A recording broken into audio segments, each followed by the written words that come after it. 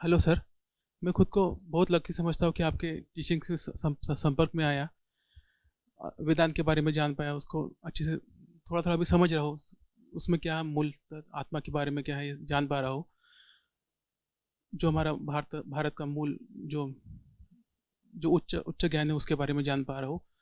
पर मैं जब लोगों से बात करता हूँ, खासकर रूढ़िवादी लोगों से, जब आपके बारे में, तो वो ऐसे क्वेश्चन पूछते हैं कि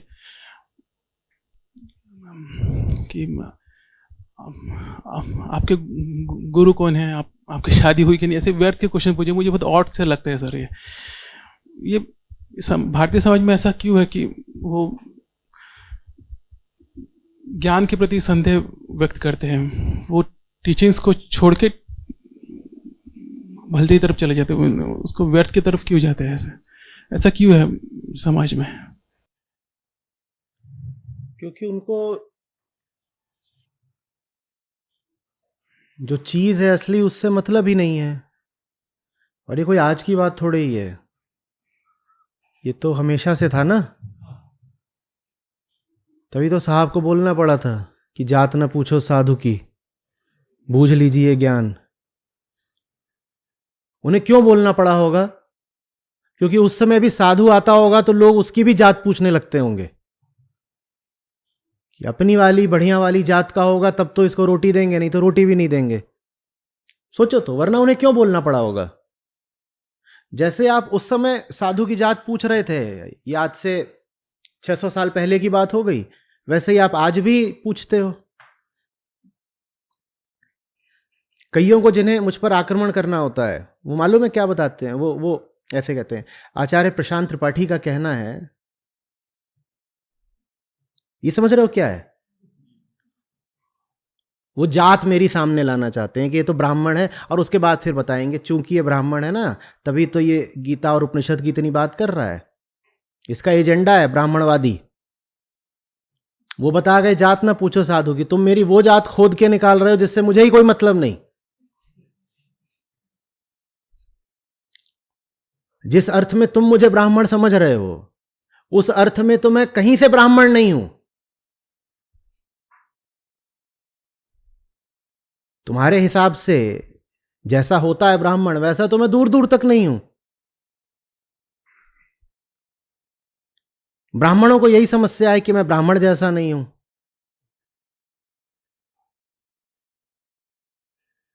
और जो दलित वगैरह बनकर बैठे हैं, अगर मैं ब्राह्मण नहीं हूं तो आप दलित भी नहीं हो ना। अगर मैं ब्राह्मण नहीं तो आप दलित नहीं, इसीलिए बोल रहा हूं आप दलित बनकर बैठे हो। वो बताएंगे प्रशांत त्रिपाठी। तुम्हें जात के आगे कुछ दिखाई ही नहीं पड़ता।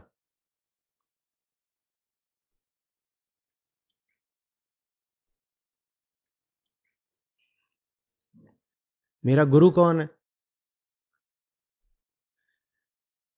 खोज लो जाके, उन्हीं से सीख लो। मैं कहां कह रहा हूं कि मैं महत्वपूर्ण हूं। सीखना महत्वपूर्ण है, जानना महत्वपूर्ण है। और इंसान होने का फर्ज यह होता है कि कुछ बात अगर तुम्हें पता है और ठीक लग रही है तो दूसरों को ही बता दो, कि नहीं। आप किसी इमारत में हो, आग लगी हुई हो, तो खुद ही भागेंगे या और भी 5-7 हों, भले वो अजनबी हो, उनको ही बताएंगे? तो एक बहुत साधारण सा काम कर रहा हूं कि जिस इमारत में हम रहते हैं वहां मुझे दिख रहा है आग लगी हुई है, तो सबको जगा रहा हूं, चेता रहा हूं। रात में 3 बजे आग लग गई है, सब सो रहे हैं, कह रहा हूं उठो, एक जलते हुए घर के भीतर है, हम सब भागो यहां से। मूल बात है वहां से भाग निकलो। किसने जगाया इससे क्या फर्क पड़ता है? अच्छा तो ये हो कि लोग इतनी गहरी बेहोशी में हो ही ना कि आग लगी हो फिर भी नींद ना खुल रही हो। अच्छा तो ये हो कि गर्मी से और आवाज से और धुएं से ही नींद खुल जाए, अपने आप ही नींद खुल जाए। पर नींद नहीं खुल रही तो मैं जरा झंझोड़ देता हूं, कहता हूं उठो रे, और जो नहीं उठता उसको एक आध तमाचा लगा देता हूं। उसको बड़ी समस्या हो जाती है, कहते आत्मसम्मान पे हमारे चोट कर दी। उसको आग की लपट नहीं दिख रही, उसको ज्यादा समस्या ये हो रही है कि मैंने 2 कटु वचन बोल दिए। तो फिर वो कहते हैं अच्छा तुम्हें जगाने का लाइसेंस किसने दिया, गुरु कौन है तुम्हारा?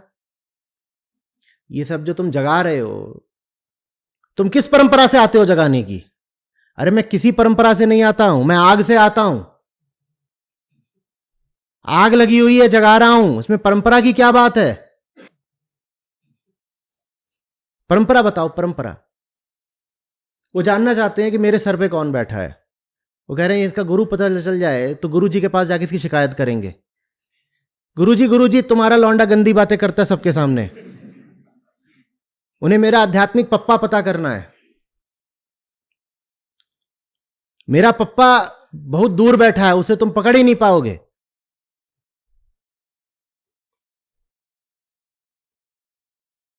गुरु का होना तो निसंदेह आवश्यक है, पर मेरे गुरु तक तुम्हारी पहुंच ही नहीं है। और जिस दिन तुम्हारी मेरे गुरु तक पहुंच हो गई, तुम मेरे गुरु भाई हो जाओगे। स्वागत है। क्या करोगे ये सब? इनका गुरु कौन है? वही चाहते हो ना कि ये भी पता चले किसी आश्रम से निकले हैं, कहीं से निकले हैं, और उस आश्रम में भी वो कोई गुरुजी थे, उनकी बात तो फिर एक नियम कायदे पर चलते होंगे, उसी आश्रम ने जो बताई होगी बातें। क्योंकि परंपराओं में जो ज्ञान दिया जाता है तो दिया ही जाता है, ज्ञान के साथ 100 तरह की वहां पर आपको वर्जनाएं दी जाती हैं और बंदिशें दी जाती हैं, बाढ़ दी जाती है, बता दिया जाता है कौन अपना है कौन पराया है।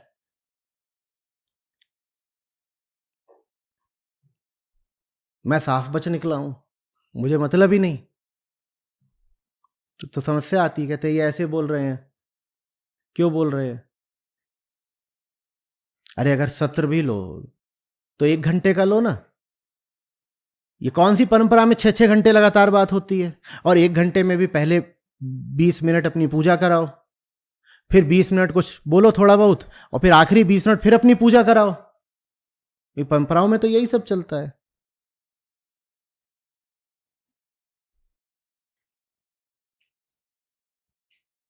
बहुतों को वो भी समस्या है कि कहीं परंपरा से नहीं आते तो आचार्य क्यों लिखते हो अपने नाम के। मैं कह रहा हूं बड़ी गलती कर दी मैंने, मैं पछता रहा हूं ये आचार्य लिख करके। और जिस दिन दिमाग ज्यादा फिरेगा उस दिन हटा ही दूंगा। ये सब अपने पास रखो, अपनी चीजें। मुझे सीधे सीधे वेदांत से, गीता से मतलब है, और उनकी बात करने के लिए मुझे किसी समुदाय में शामिल होने की जरूरत नहीं है। वो बात करने के लिए मुझे अपने नाम के न आगे न पीछे कोई पुछल्ला लगाने की जरूरत है। बात में मेरी दम होगा तो आप सुन ही लोगे। वो तो हिंदी से प्रेम था, लोग प्रशांत सर सर करते थे, मैंने कहा सर अजीब सा लगता है,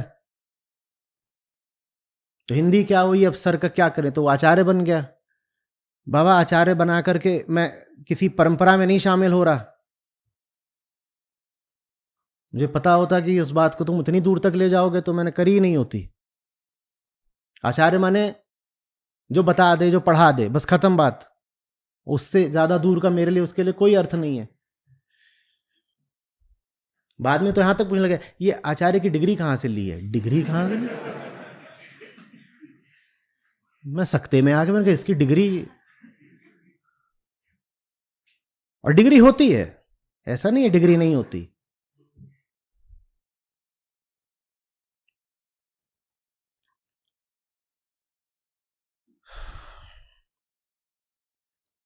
अब जैसे जैसे इन बेचारों को चोट लगनी शुरू होगी और ज्यादा, ये और ज्यादा उपद्रव करेंगे।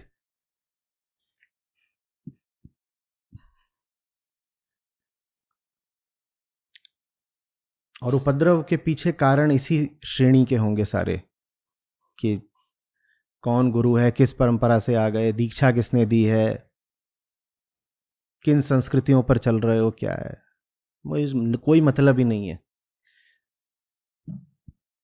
तुम जिन चीजों को पकड़कर मुझ पर आक्रमण करोगे, मैं उन चीजों को ही छोड़ दूंगा। और जिसको मैंने सचमुच पकड़ रखा है उसको मैं छोड़ सकता नहीं। बाकी सब कुछ छोड़ना मेरे लिए बहुत सस्ती बात है, तुरंत त्याग दूंगा।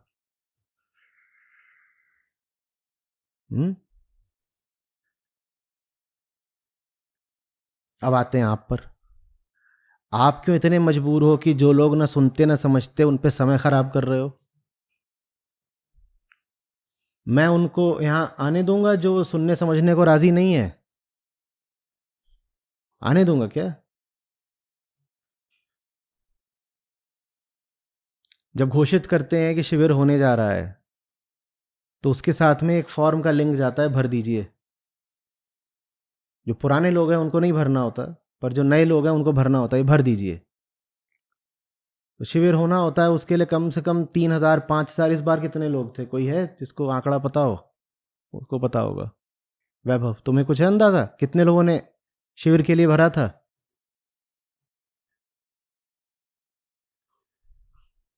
हजारों में भरते हैं, हजारों में भरते हैं, तब जाकर के इतने लोग अनुमत होते हैं आने के लिए। मैं ही अपने सामने हर किसी को नहीं बैठा लेता, आप क्यों हर जगह जाकर ज्ञान बांट रहे हो रेवड़ी की तरह?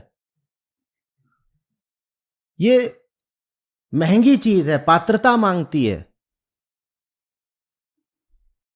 और बहुत होते हैं वो चीखा चिल्ली भी करते हैं, नहीं हमें तो आना है, आप रोक कैसे लोगे? साहब जी, आपको अभी कुछ समझ में नहीं आया है, आपसे पूछ रहे हैं, आप कुछ साधारण बातें नहीं बता पा रहे हैं। आपने अभी कुल 4 वीडियो भी नहीं देखे हैं, आप कैसे आ जाओगे? नहीं हमें तो आना है, नहीं आने देते।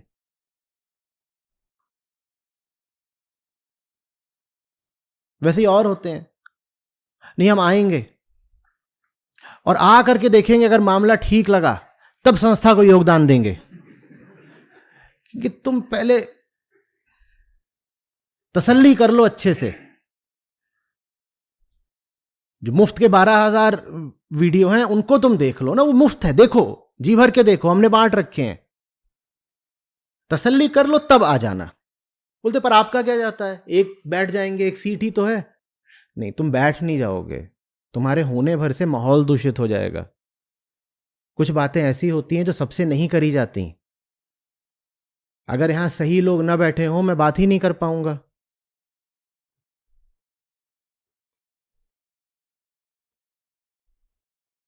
मैं भी आपका चेहरा देखकर बोल पाता हूं, मैं कैमरे में देखकर थोड़ी ही बोलता हूं। आपको देखकर बोलता हूं ना, आपकी आंखों में देखकर। और आपकी आंखों में अगर मुझे सद्भावना नहीं मिलेगी, प्रेम नहीं दिखाई देगा, तो भीतर से ये शब्द उठेंगे ही नहीं। कई बार ऐसा हुआ है, खासतौर पर लॉकडाउन के दिनों में होता था, लोग सामने नहीं आ सकते थे, तो ये सब मुझसे बोलते थे कि आप कैमरे पर बोल दीजिए, लोगों तक बात तो पहुंचे। और वो मेरे लिए एक चुनौती की तरह होता था कि कोई है नहीं और मुझे कैमरे में बोलना है। ये जो हो रहा है यहां पर, वो एक जीवित प्रक्रिया है, एक जिंदा संवाद है। इंसान का इंसान से रिश्ता है। उस रिश्ते के कारण मैं कुछ आपसे बातें कह पा रहा हूं। वो रिश्ता ना हो तो मैं बात कह ही नहीं सकता, क्योंकि बात की बात नहीं है, बात इंसान की भलाई की है। बात में क्या रखा है? बातें तो बहुत होती हैं, किताबों में इतनी बातें हैं। बात यह है कि यहां मुझे आपसे कोई सरोकार है, इसलिए मैं आपसे कुछ बातें बोल पाता हूं, और उनसे ही बोल पाऊंगा जिन्हें मुझसे सरोकार है। आप मुझसे पूछेंगे, आपकी हर बात का जवाब दे सकता हूं। यूं ही कोई सड़क चलता आदमी आके मुझसे कोई सवाल पूछेगा, मैं जवाब दूंगा ही नहीं। तो मेरी जान ले लो, मेरे मुंह से एक शब्द नहीं निकलवा पाओगे, एकदम मौन रहूंगा। आप क्यों जगह जगह जाके बोलना शुरू कर देते हैं? जिसे मेरी बात समझनी होगी वो मेरी किताबों और वीडियो से समझ लेगा, या आप मेरे प्रतिनिधि बन के समझाओगे? और आपको मेरा बनना भी है प्रतिनिधि, तो आप अधिक से अधिक उनको एक लिंक फॉरवर्ड कर दीजिए कि देख लो भाई। आप बिचौलिए क्यों बने हुए हो?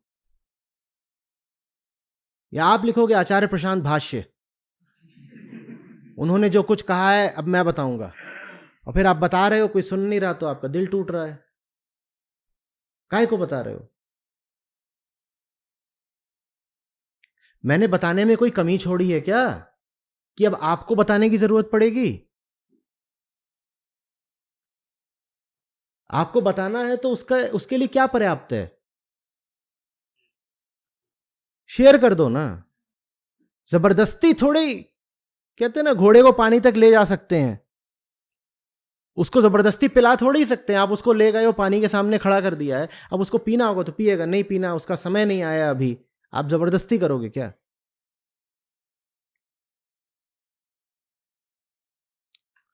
इतना मोह मत रखिए घोड़े से। आपकी समस्या ये नहीं है कि आप जिन लोगों से बात कर रहे हो वो रूढ़िवादी हैं। आपकी समस्या ये है कि आप जिन लोगों से बात कर रहे हो वो नालायक हैं, फिर भी आपको उनसे मोह बहुत है। नहीं तो कोई मेरी बात नहीं सुन रहा होता, बहुत आसान था, आगे बढ़ो भैया, किसी और से कर लेंगे बात। हमें तो पूरी दुनिया तक बात पहुंचानी है। ये 4 लोग नहीं सुन रहे तो अगले 4 लोगों को बताएंगे। ये तो लगभग वैसा ही है जैसे दुकानदारी में होता है। वो आप जा रहे होते हैं ना, बुला रहा होता है, आ जाओ आ जाओ आ जाओ। देखा है? वो सड़क किनारे खड़ा होता है, बुलाता आ जाओ आ जाओ। आप नहीं रुकते तो क्या करता है? रोना शुरू कर देता है। तो क्या करता है वो? अगले को कहता है तुम आ जाओ। भाई हमें तो पूरी दुनिया को खिलाना है, जो खा ले वही बढ़िया। लेकिन मोह बहुत है, मोह बहुत है कि अरे जो हमारे लोग हैं वो स्वीकार करें ना कि आचार्य जी अच्छे हैं। और क्यों जरूरी है कि हमारे लोग स्वीकार करें कि आचार्य जी अच्छे हैं? क्योंकि मुझे ही अभी पक्का नहीं है कि आचार्य जी अच्छे हैं। अब मैं हूं और घर में 5 और लोग हैं तो मैं अल्पमत में पड़ जाता हूं, और निश्चित मुझे अभी भी हृदय से हुआ नहीं है कि इनकी बात में दम है। तो मैं क्या करता हूं, मैं सोचता हूं कि थोड़ी यहां पर अपनी संख्या बढ़ाई जाए, मेजॉरिटी में आके सत्ता जरा हासिल की जाए। तो इधर बुलाया मैंने फिर नुन्नू और नुन्नू की मम्मी को, और दोनों को दिखाया कि ये देखो ये बोल रहे हैं। अब वो जैसे बोले रूढ़िवादियों ने कहा छी, ये क्या बातें बोल रहे हैं, इनका गुरु कौन है, बेकार। अब समस्या ये नहीं है कि आचार्य जी को बेकार बोल दिया, समस्या ये है कि हम फिर अल्पमत में रह गए। घर में 7 लोग हैं और 4 का जादुई आंकड़ा चाहिए कुर्सी हासिल करने के लिए, बहुमत हो जाएगा। फिर बहुमत मिल नहीं रहा है। ऐसों से मतलब क्यों है जो अभी पात्रता नहीं रखते? एलिजिबिलिटी नाम की कोई चीज होती है कि नहीं होती है? उन्हें काहे को बताना है? और उन पर समय लगा करके क्या आप दुनिया के बाकी लोगों के साथ नाइंसाफी नहीं कर रहे? वही समय किसी काबिल आदमी पर लगा दो तो वो जान लेगा, सीख लेगा, आगे बढ़ेगा। उनकी जगह पत्थर पर घास उगाने की कोशिश।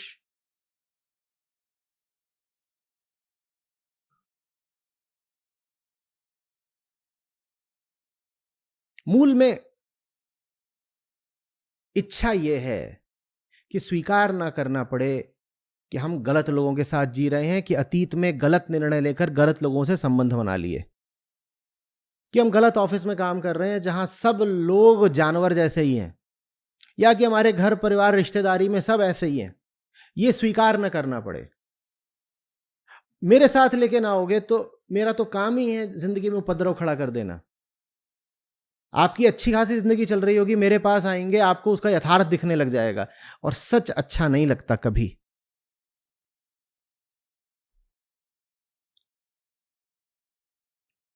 7 लोगों का परिवार है, आप मुझे सुन रहे हैं, बाकी 6 लोग मुझे गाली देते हैं। आप भी जान रहे हैं कि इससे क्या बात प्रकट होती है? क्या बात प्रकट होती है कि वो 6 एकदम गए गुजरे हैं। लेकिन अगर वो गए गुजरे हैं तो इससे यह साबित होता है कि आपका अतीत ठीक नहीं था, आपने निर्णय ठीक नहीं लिए, आपने रिश्ते सही नहीं बनाए। और ये बात दिल पर हथौड़े की तरह लगती है, आदमी स्वीकार नहीं करना चाहता। तो आदमी कहता है नहीं नहीं, ये उतने भी गए गुजरे नहीं है, मैं कोशिश करता हूं, ये भी समझेंगे आचार्य जी को। वो समझने से रहे, आप करिए कोशिश, यही वीडियो दिखाइएगा और देखिए कितना समझते हैं। बची खुची उम्मीदें भी स्वाहा हो जाएंगी।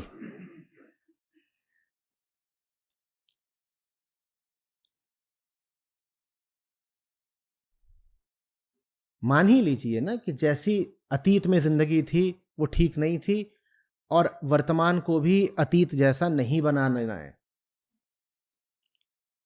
एक बार स्पष्ट हो जाए कि अपने लोग ठीक नहीं हैं तो फिर एक नई संभावना खुल जाती है ना। कि कुछ और करो, क्यों बंधे पड़े हो।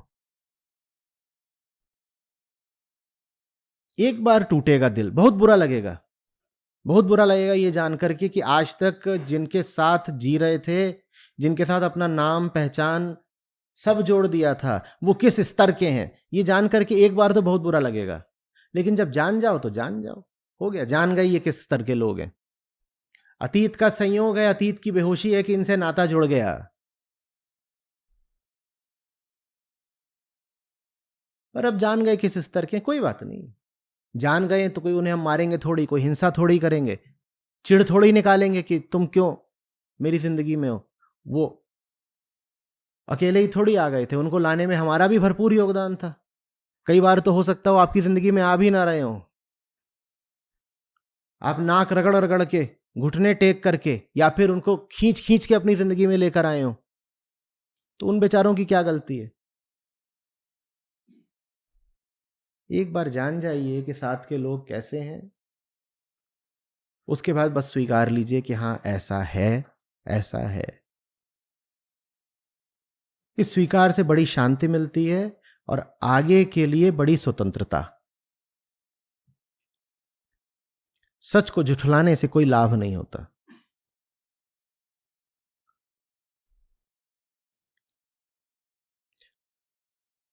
मुझे डिफेंड करने की कहीं कोई जरूरत नहीं है,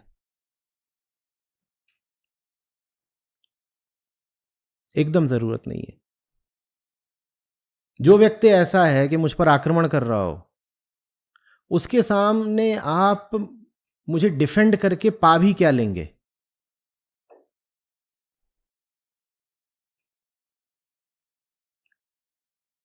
कोई बहुत अच्छा आदमी होगा तो वो आक्रमण नहीं करेगा, वो रुचि दिखाएगा, वो कहेगा जानना चाहता हूं चल क्या रहा है।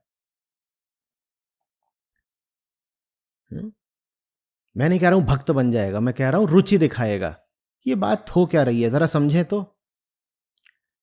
कोई औसत दर्जे का आदमी होगा तो अधिक से अधिक उदासीन पड़ जाएगा, वो कहेगा जो बात चल रही है मैं समझ में नहीं आती तो साहब हम नहीं देख रहे, ये हमें नहीं पढ़ना, कुछ और बताओ, कुछ और करेंगे। लेकिन अगर कोई मुझ पर आक्रमण ही करने को उतारू हो जाता है तो उसकी आक्रामकता से ही पता चल जाता है किस स्तर का व्यक्ति है।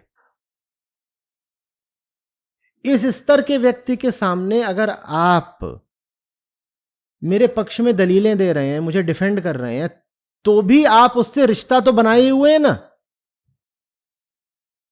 आप उससे बहस करके उलझ के भी रिश्ता ही बनाए हुए हैं। डिफेंड क्या करना है। जिस पल उसने आक्रामकता दिखा दी उसी पल उसने घोषित कर दिया कि वो कौन है। अब आप क्या दलीलें दोगे। ये कौन से स्तर का मन होगा जो पूछता होगा कि इनका गुरु बताओ, इनकी जाति बताओ, इनके संस्कार बताओ, इनके पूरे जीवन का इतिहास बताओ, तब हम सुनेंगे कि ये क्या कह रहे हैं गीता के बारे में। मैं कह रहा हूं ये रहा श्लोक और ये रहा अर्थ, और देखो कि ये तुम्हारे जीवन में क्या लाभ दे रहा है। और वो कह रहा है नहीं तुम पहले अपना पूरा इतिहास बताओ, तुम क्या करते थे क्या नहीं करते थे, जात क्या है, खानदान क्या है, कहां के पढ़े हो, किस आश्रम से निकले हो, ये वो सब बताओ। ये आदमी किस स्तर का होगा। और ऐसे आदमी के सामने आप दलीलें दें, उसे सुनाई पड़ेंगी, सुनाई भी पड़ेंगी। उसे अगर कुछ सुनाई पड़ना होता तो मुझसे पहले इतने बड़े बड़े ज्ञानी हुए हैं, मैं तो इतना सा बच्चा उनके सामने, उनकी बातें ना सुन ली होती उन्होंने।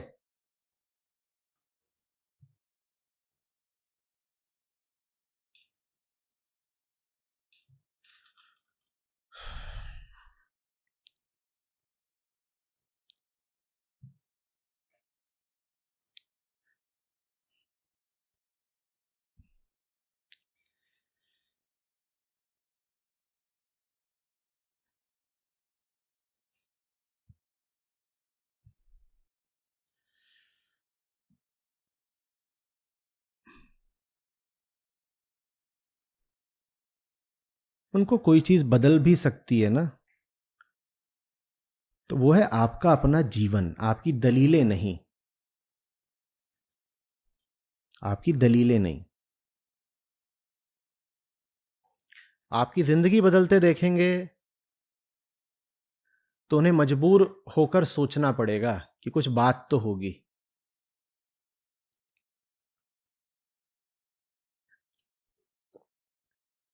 हम्म। और बेकार में अपनी फजीहत मत कराइए। क्यों उल्टी पुल्टी जगह जाकर के मुंह लगते हैं? वो भी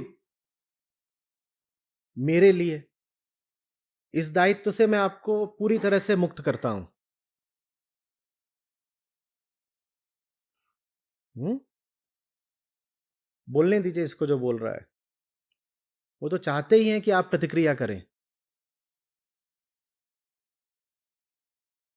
अपना समय, अपनी ऊर्जा बेहतर जगहों पर और बेहतर कामों में लगाइए।